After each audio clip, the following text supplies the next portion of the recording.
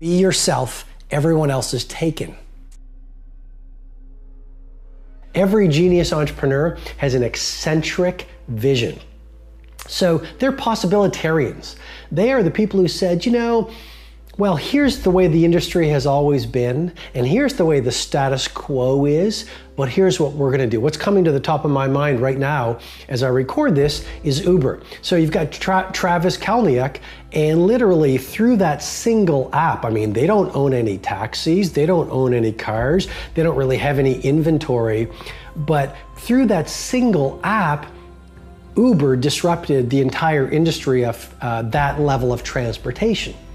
And so, these people, these genius entrepreneurs come up with a ridiculously disruptive idea that is absolutely eccentric in its vision. And that's why people call them crazy. And I'll simply say to you, if your vision is not routinely called crazy, then perhaps your vision isn't big enough and disruptive enough. And we change the world when we change the game. And Bono is sharing the story that I believe he heard, and it was the person walks inside Kanye West's living room, surveys the living room, and cannot believe what's on one wall of Kanye West's living room. And it's this giant poster of Kanye West. And so the person who's in the living room goes, Kanye, it's a beautiful living room, but why do you have this massive poster of yourself in your own living room?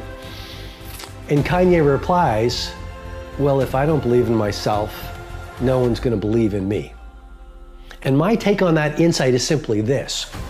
No one's going to believe in your lofty vision. No one is going to embrace and enroll in your mighty mission if you don't viscerally believe in it. No one's going to believe in you unless you believe in you. And Kanye, in many ways is a disruptor in his field. And Kanye, in many ways, is playing at mastery in terms of his craft. But that's coming from this incredible self-belief. And yes, I understand some people will say he's arrogant, and I in no way am encouraging anyone to be arrogant or vain. But the larger point for you and I, as people on the rise to mastery and creating lives that are legendary, is to really dial in on that insight, which is, we really do have to have the confidence to believe in ourselves, because a lot of time as a leader, a lot of time as a business builder, a lot of time as a craftsperson, we will be in the wilderness. We will have an idea for a business or a product where the rest of the world says that's impossible. And we have to be coming from a place from within where our I can is larger than our I can't. You absolutely must do the interior work required where you have these fiery levels of confidence where when the world is saying, I dismiss your vision, or that is impossible, you have to be that lone voice who goes, no, it is possible, and just watch me do it. You may have read my book, The Monk Who Sold His Ferrari. Sometimes I speak about Ferraris because I don't have a Ferrari, but I love the way that Ferrari rolls. And here's what I mean by that. A Ferrari is in many ways mobile art on 4 tires. A Ferrari in so many ways is a distillation of Enzo Ferrari's philosophy on mastery. A Ferrari in so many ways is a reminder to you and me about what world class stands for. And what I want to really dial into today is this. Did you know that every year Ferrari only produces 7,000 Ferraris? And the point of wisdom or the powerful idea I want you to really think about and deconstruct in your journal tonight after this mastery session is, why go really wide when you can be singularly deep? I'm going to repeat that again. But a great company and a great performer goes really, really deep on 1 or 2 things, and that's how you rise to iconic. We live in a world, I call it the cult of superficiality, addicted to distraction, afflicted by interruption. So we take the trinity of our performance assets, our mental focus, our physical energy, and our willpower. Those are the 3 primary assets of a world-class producer. And we diffuse them, we disperse them around thousands of projects, lots of little things. And yet I think of the 7,000 Ferrari philosophy. They are world class in terms of producing iconic automobiles, vehicles, but they don't appeal to everyone. They don't produce hundreds of thousands of vehicles. They want to do a few products. They want to bring out a few things, but do them really, really well. And that's really the craftsman's mindset. That's how craftsmen think, or craftswomen. It's do a few things, but do them really, really well. You are an artist. My invitation to you is to produce poetry in terms of your work that the world reveals as mastery. And that is really all about bringing rigor to your game. It's not about doing a lot of things, it's about doing one thing well. Because the secret of genius is not complexity, the secret of genius is simplicity. You look at any genius entrepreneur, you look at any genius producer, you look at any genius athlete, they're not doing 5 sports, they're doing one sport incredibly well and then putting in the training time to be monomaniacally focused so that they become otherworldly brilliant at their one thing. And I guess what I'm suggesting to you ultimately is this.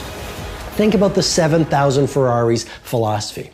And if you are a business builder, let's say you're a startup entrepreneur, let's say you're a Fortune 500 manager, let's say you're a professional athlete, because a lot of professional athletes are watching these mastery sessions. Let's say you are a mother or father, a yoga teacher, or a chef. What are the few things that you could actually do in your work so that you take all of your mental focus, your physical energy, and the willpower that you wake up with every single morning, and you really monomaniacally focus those trinity of performance assets on the few things, the few projects that, when consistently iterated and improved every day over time, will allow you to reach a place where the world calls you world class. And if you can not only get this idea on the 7,000 Ferraris philosophy, but apply it so it becomes a way of being, you really will own your game. When I was growing up, my dad took out this poem and he translated it from Sanskrit into English. And it was a poem from the Bengali poet Rabindranath Tagore. And allow me to share it with you. It simply said, "Spring has passed, summer has gone, and winter is here. And the song I meant to sing remains unsung, for I have spent my days stringing and unstringing my instrument." And my brother and I used to look at it every morning before we'd go off to school, but I never really understood it. And so when I got a little older, I said, "Dad, you know that poem you had on our refrigerator door? What was it all about?" And my dad looked at me and he said, "Robin, that was a poem written by a man whose heart was filled with regret over a life half lived." He said, "Robin, that was a poem written by a man who postponed his life. He always wanted to do something special. He always wanted to do important work. He always wanted to be loving in the world. He always wanted to be creative. He always wanted to see the world, but he got busy being busy." Are you being busy being busy? Have you lost that connection to the life you wanted to live when you were a little kid? Are you so busy stringing your instrument that the song that your life was meant to sing has died or is dormant within you? And my challenge to you is simply this: to do whatever it takes before you sleep tonight to reconnect with the best within you that you may have lost. Because one of the things I've noticed is this: there are too many amongst us walking the planet today who are sort of in a waking sleep. They have lost a sense of who they truly are. And your life will never work if there's a huge space between who you truly are and the person you know you're meant to be. Your life will never be flooded with energy, creativity, productivity, and happiness if there is a large space between your life right now and your unlived life. And my request and encouragement and challenge to you is truly that you make things happen so that the person you are starting tomorrow is more of who you know you truly are. It makes me think of George Bernard Shaw. He was asked on his deathbed, "What would you do if you could live your life over again?" And he replied after a long pause, "I wish I could become the person I know I was meant to be." And I suggest to you It's never too late for you to become the person you've always wanted to be. But don't postpone it for next year. Don't postpone it for next month. Start being that person, that human being, that creative force, that business builder, that mother or father, that athlete, that humanitarian, that force of good that you have always wanted to be, beginning right now.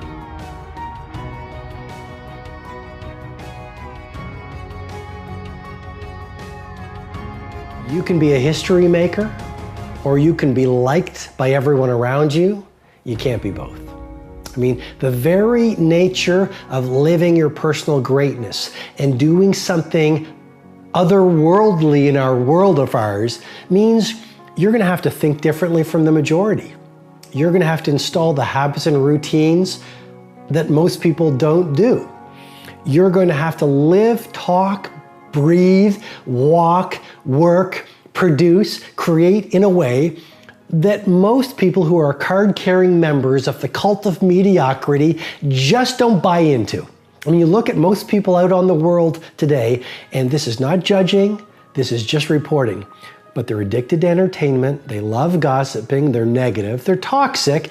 Anyone who wants to do anything great, they want to bring them down, they dismiss the game changers, and they're just coasting through life. And so the very nature of you stepping up your game, living your greatest potential, owning your craft, dominating your field, and living a life that's legendary means you're going to have to leave the 5% and make a decision to live as very few people do. And what does that mean? It means you're going to be laughed at. It means you're going to be ridiculed. It means you're going to be misunderstood because leadership is a lonely sport, and it means you just might be hated. And so there is great value when people start to hate you.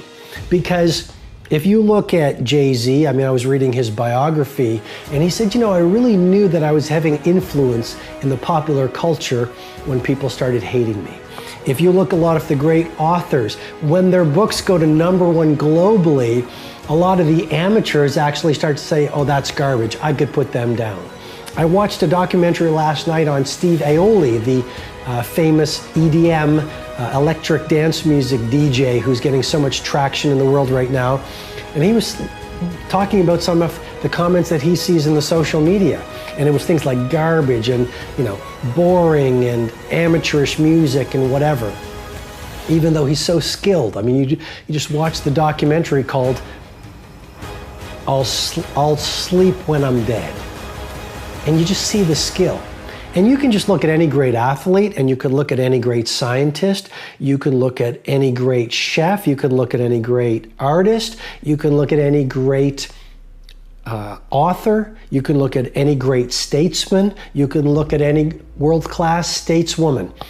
Anyone who has done something at an exceptional level breeds cynics and dismissers. So, the point is simply this: the very nature of doing something that very few people are willing to do means that the majority will laugh at you. Why? Because deep inside, they know they have the opportunity to do something great too. And your example makes them feel guilty. And all I'm suggesting to you with great love and respect is simply this: you do have a choice. You can listen to your haters, you can be one of the haters, you can join the victim herd, you can dismiss people who are doing great things, or you can reach into yourself and ask yourself this fundamental question: what do I want to stand for the rest of my life? Do I really want to rise to mastery? Do I want to get to the last hour of my last day and know that I took every ounce of the human potential I was blessed with, and through easy times and difficult times, I brought it on. And as a result of my values, my mindsets, my heart set, my habits, my routines, my disciplines, I owned my game, and I modeled possibility, and I served lots of people, and I built a great lifestyle. And now it's the last hour of my last day, and I'm surrounded by my loved ones. And even though people threw stones at me, I took those stones, and rather than being knocked down, I constructed a monument of mastery that stands as my legacy. And if you live like that, you'll be one of the great ones, which is my greatest wish for you.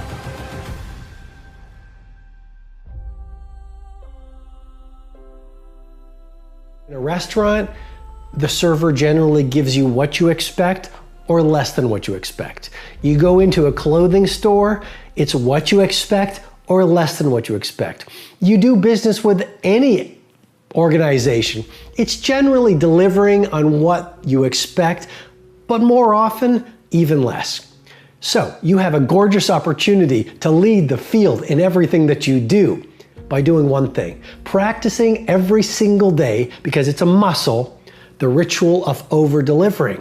Don't just give your customers what they expect, give them 10x more than what they expect.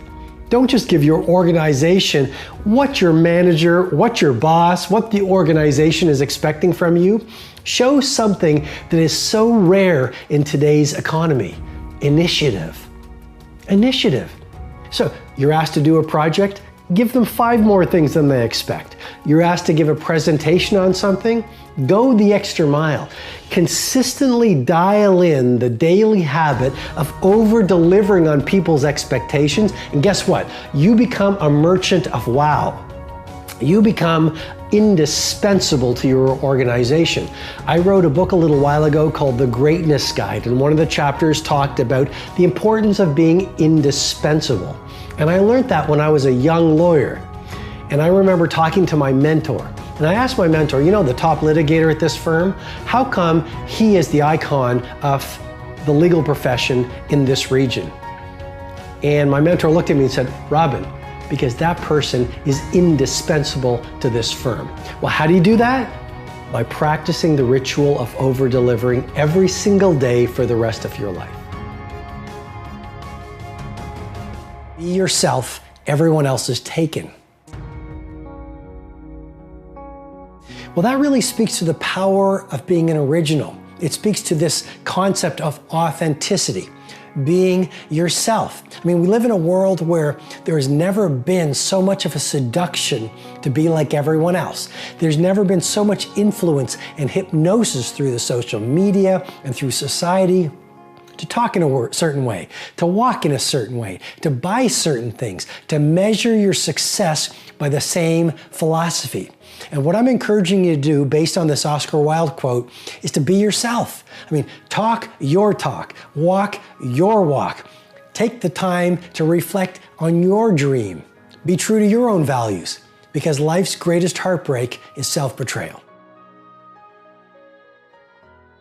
Make your I can more important than even your IQ. Now you're saying, Robin, what are you talking about right here? Well, a lot of people get stuck in victimhood versus leadership by the seduction of saying, well, I'm not smart enough. I'm not intelligent enough. Well, you are intelligent enough. What's even more important is your mindset of possibility. You see, if you look at the best athletes in the world, the best musicians in the world, the best entrepreneurs in the world, the best managers in the world, the best CEOs in the world, the best coders in the world, the best pizza makers in the world, the best mums and pops, etc., etc. Those who get elite level results are not the most intelligent or naturally gifted people in their field, but these are the people that have that mindset of possibility, and it's all about I can.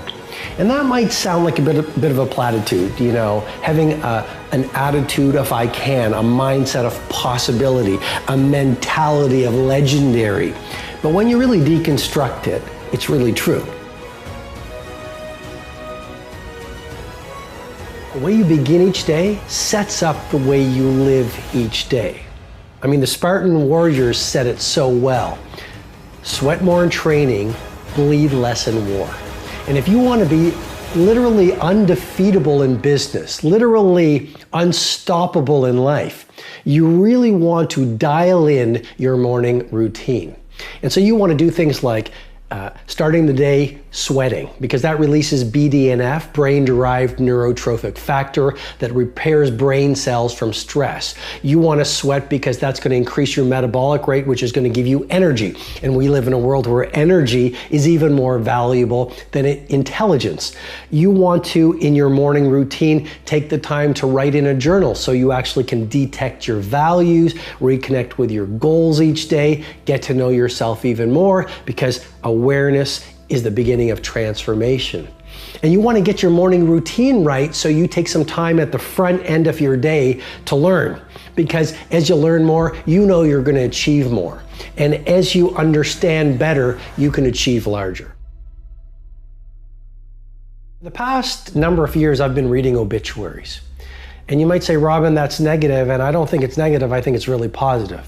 Because I think few things are as powerful to wake you up, to remind you about what's most important, to fuel your energy, to get you into the game so you let go of your fears and you do what you need to do to get big things done, than connecting to your own mortality.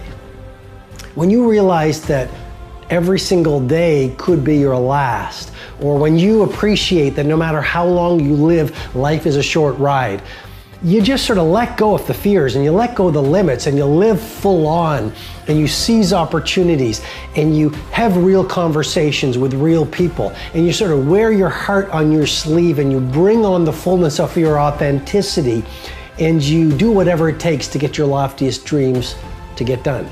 And so I read these obituaries and it reminds me about what life is all about. And relatively recently, I've started walking in cemeteries. I was in Mauritius a little while ago. I don't know if you've been to Mauritius, but it's this paradise on earth. It's this tiny island about 4 hours off the coast of Cape Town.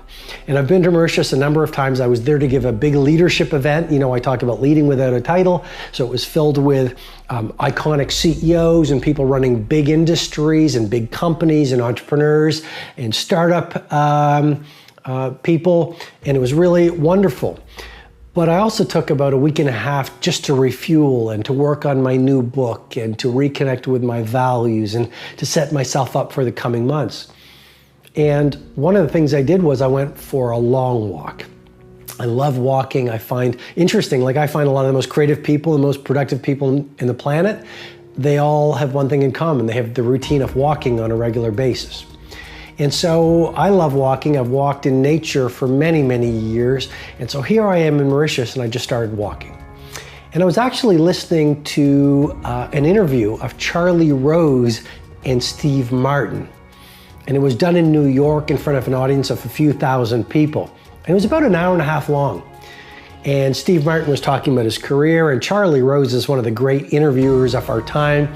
So he was asking about how he became so good at what he did and his life and his love of art and stand-up comedy and acting. I mean, Steve Martin became an actor after a stand-up comedian, etc.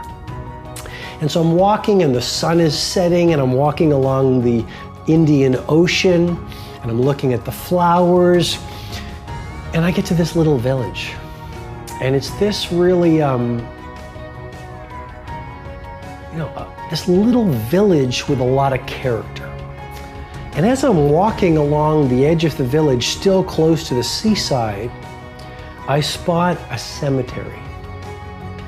And I've learned to follow my instinct more than ever before, because instinct is more powerful than reason. And life will lead you to an interesting place if you stay with the flow.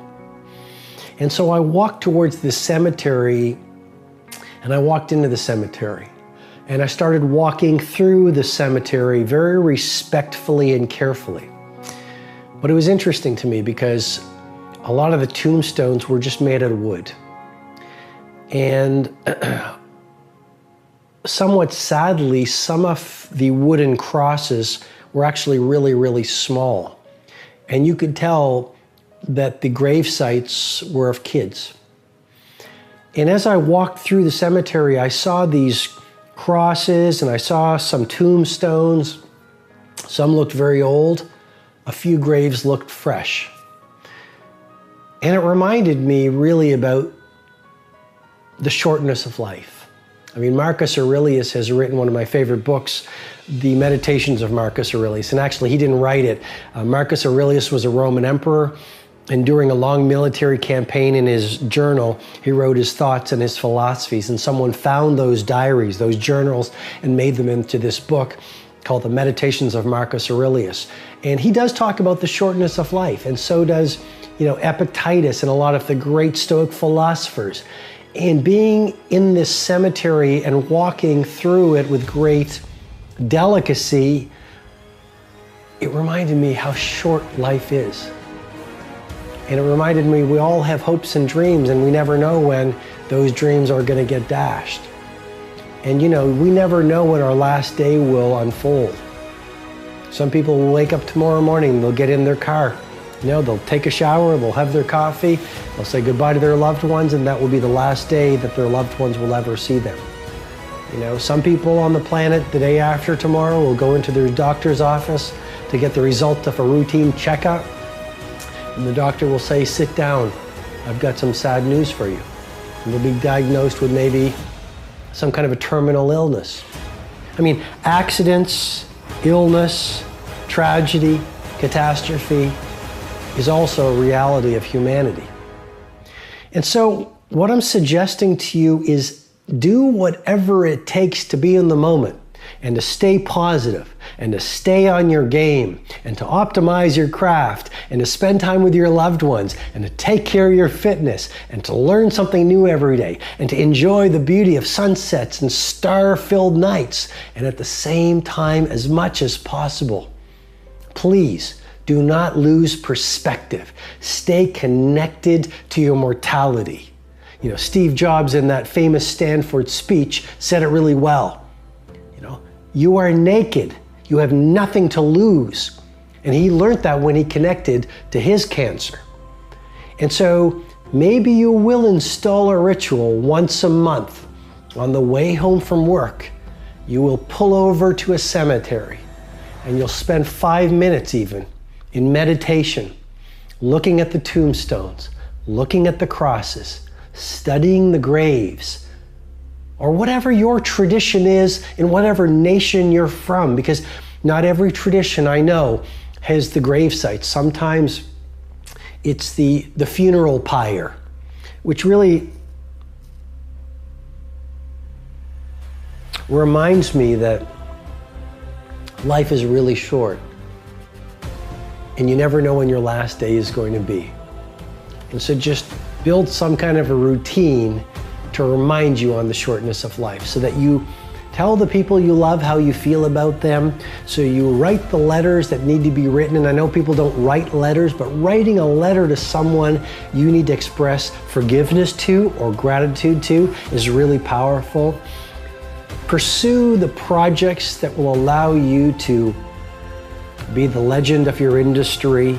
Chase the passions that fuel your joy and live every day as if it was your last, because we never know when our last day will show up.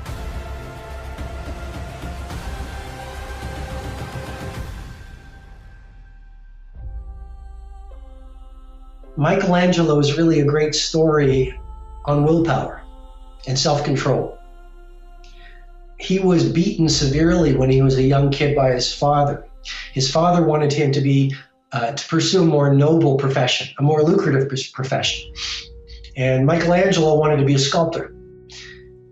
And his father beat him. And his father tried to get him off course. And Michelangelo said, no, I want to be a sculptor. And finally, through his grit and perseverance and unrelentingness, Michelangelo's father said, you know what, okay, fine. You're 14 years old. I'm going to allow you to go to apprentice with a Florentine master, and he will help you become a sculptor. And Michelangelo moved to Florence and he started to study and he started to practice. And again, this is a story of self-discipline and world-class willpower.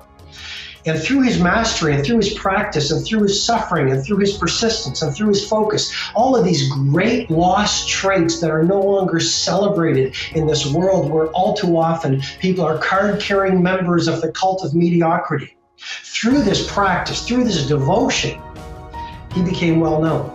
He became known far and wide. He created the the beautiful sculptor David. If you go to Museum of Academia in Florence, you will see David. You will see some of his other masterpieces. And part of that whole region started to honor the way that Michelangelo was appearing and performing as a sculptor. Because of his mastery, a lot of the other artists, like Raphael and the Renaissance painters, became jealous. And so they devised a very elaborate and interesting plan to discredit and to ridicule Michelangelo. And Michelangelo's peers went to the Pope, who was Julius II. And they said to the Pope, why don't you get Michelangelo to paint the Sistine Chapel?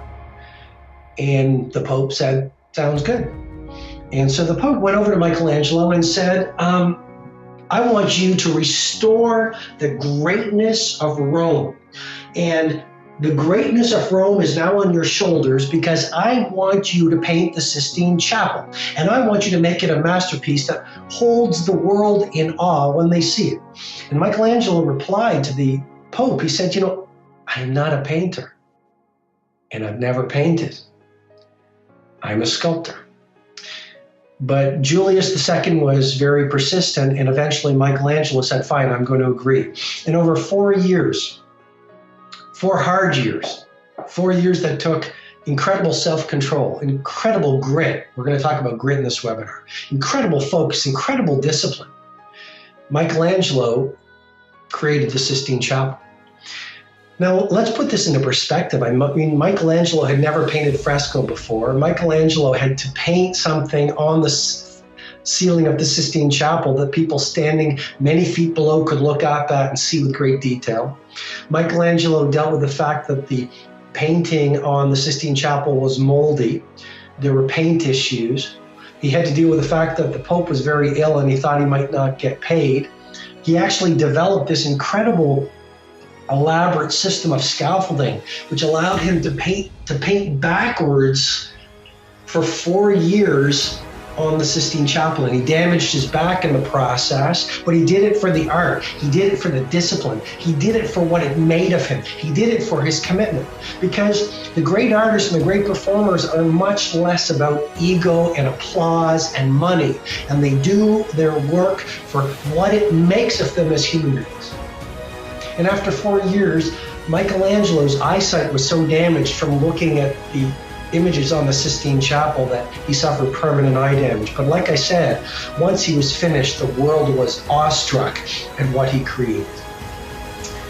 And now 20 million people a year go to the Vatican and they do experience this breathtaking work of artistry and human ingenuity constructed by an ordinary man who exercised world-class willpower named Michelangelo. And so, ladies and gentlemen, I guess what I'm suggesting to you is one of the fundamental points. The myth of the talented genius, the myth of the gifted genius, is nothing more than a lie society has sold you. I don't know if I expressed that clearly, but what I'm trying to suggest to you is the world says the Michelangelos and the Beckhams and the Jay-Zs and the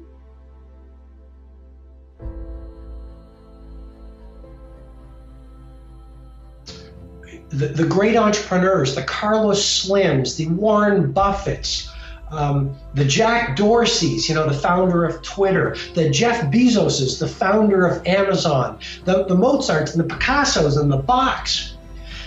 Society teaches us and trains us that these people are somehow born with special talents. And what I'm here to remind you with deep respect for all 25,000 or 24,922 of you on this webinar from around the world is that is a lie that society has sold us to keep us small. And if you look at the science, and science coming out right now is indisputable. We're going to get into that science. But what science says is genius is much less about your genetics and much more about your self-control and your discipline. Genius is much less about natural talent and much more about practice, persistence, focus, grit, dealing with suffering, dealing with failure, dealing with laughter. While the rest of the world thinks you should stop, genius is much more about continuing practice, developing your craft.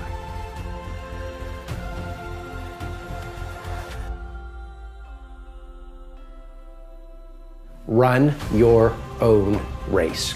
And that's really the first lesson I learned from one of my mentors. Run your own race. Stay in your own lane.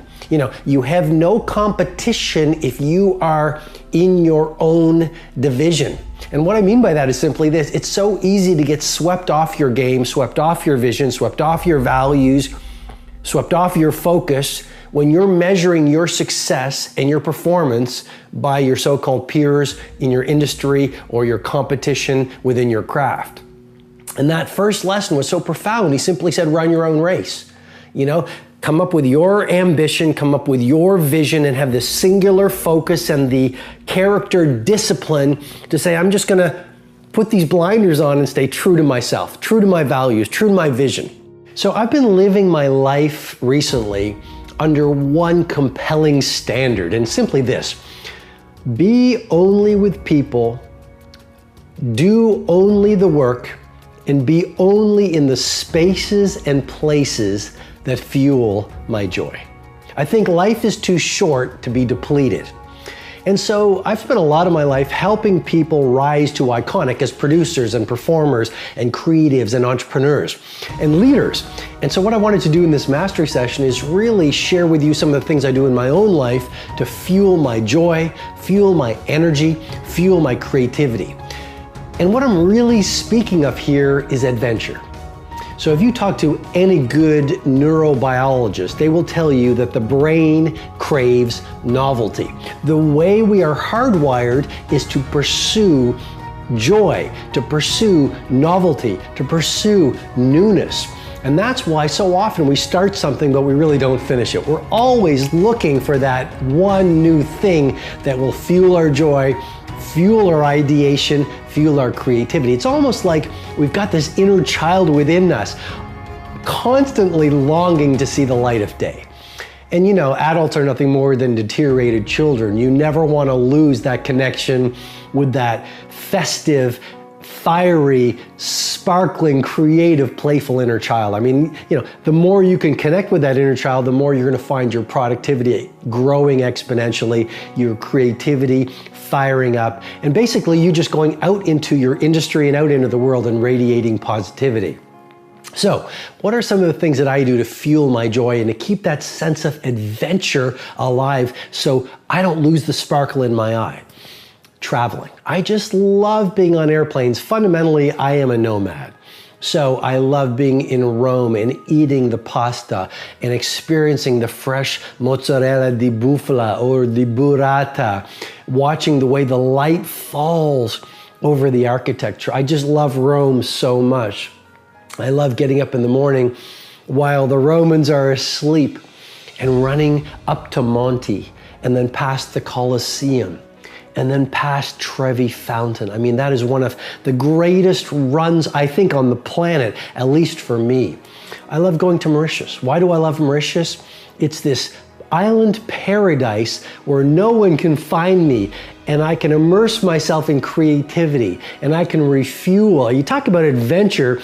Going to Mauritius and swimming with the dolphins is one of the things you need to do on your before I die list before you die. I just love places like Stockholm. I love Latin America. I love the Middle East. I adore Europe. I love London. I love Switzerland because I love to ski. I love going to India. I love going to Southeast Asia. I love traveling the planet because here's the thing. I don't think there is a better education known to humankind than traveling.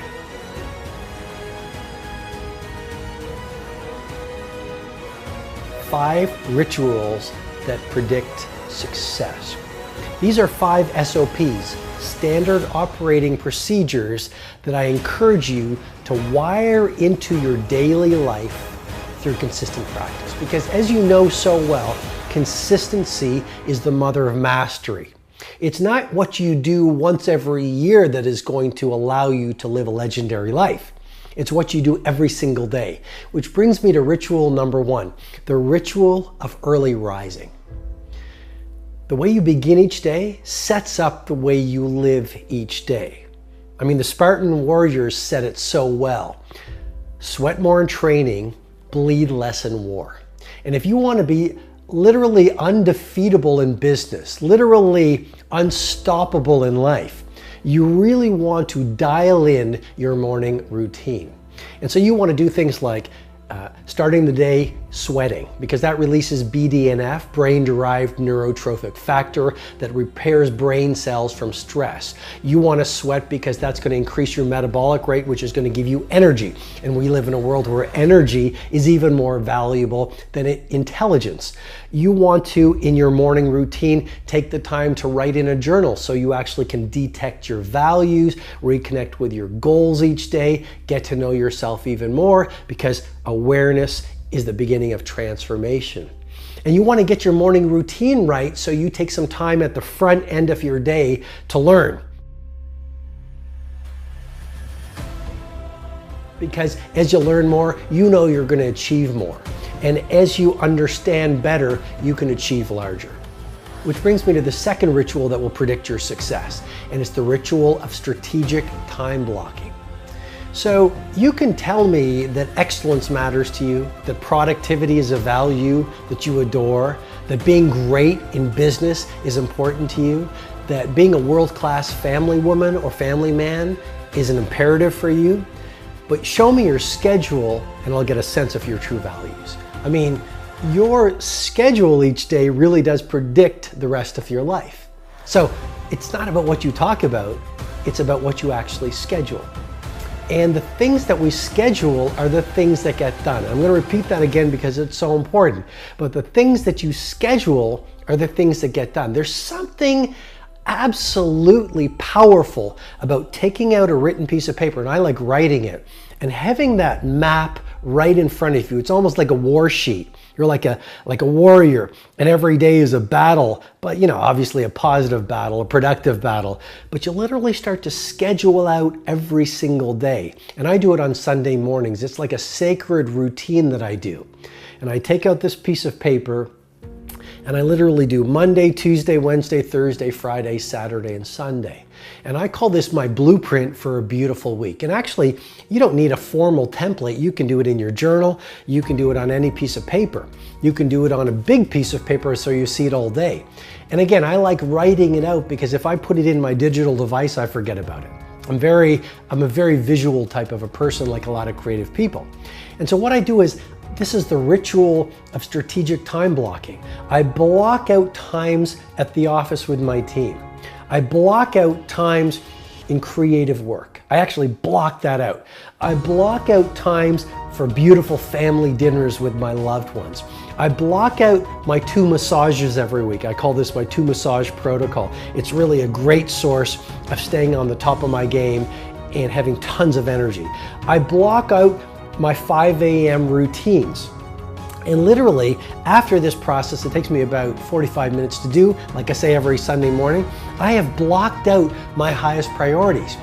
And so now I have a visual template, a visual map for a world-class week. So the second ritual that will predict your success is the ritual of strategic time blocking. Why? Because the things that get scheduled are the things that get done, and vague goals lead to vague results.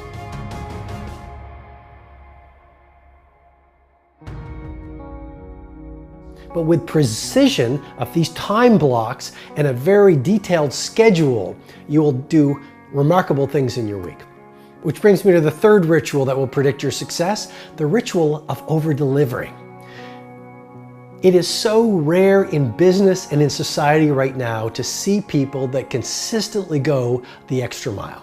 You're in a restaurant, the server generally gives you what you expect or less than what you expect. You go into a clothing store, it's what you expect or less than what you expect. You do business with any organization, it's generally delivering on what you expect, but more often, even less.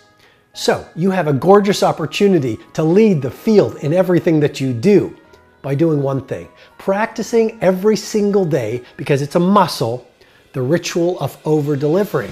Don't just give your customers what they expect, give them 10x more than what they expect. Don't just give your organization what your manager, what your boss, what the organization is expecting from you. Show something that is so rare in today's economy. Initiative. Initiative. So you're asked to do a project, give them 5 more things than they expect. You're asked to give a presentation on something, go the extra mile. Consistently dial in the daily habit of over-delivering on people's expectations, and guess what? You become a merchant of wow. You become indispensable to your organization.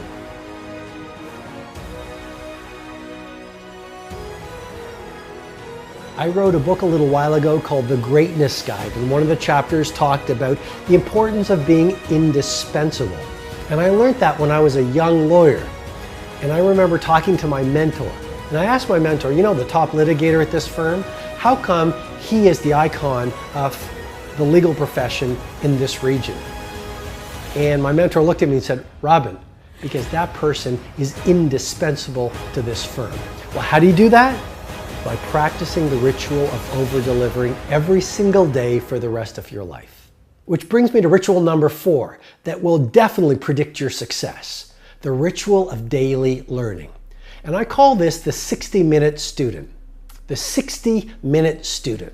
No matter how busy you are, no matter what's on your plate, you absolutely must, if you want to be legendary in your marketplace, you absolutely have to do this. Schedule 60 minutes a day for your learning. It could be listening to audiobooks.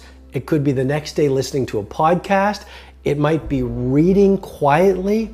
It might be writing in a journal, because writing in a journal about what you're learning, what you learned from your day, what you're learning from your life, that is learning. But 60 minutes a day, I absolutely challenge you with great love and respect, wire it into your day, because that ritual will allow you to know more about your field than anyone who's ever done your field in the history of the world.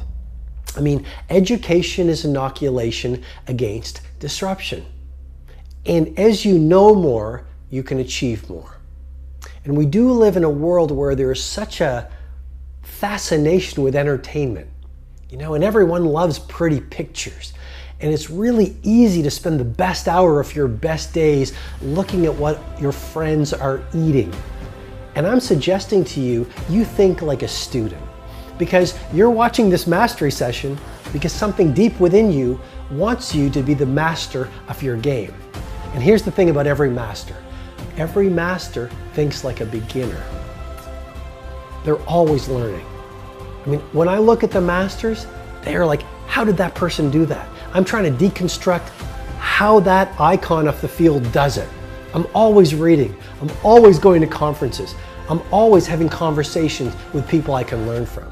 So remember, the 4th ritual to predict your success is the ritual of daily learning. And don't just do this once a month, daily. Because as I said at the beginning, consistency is the mother of mastery.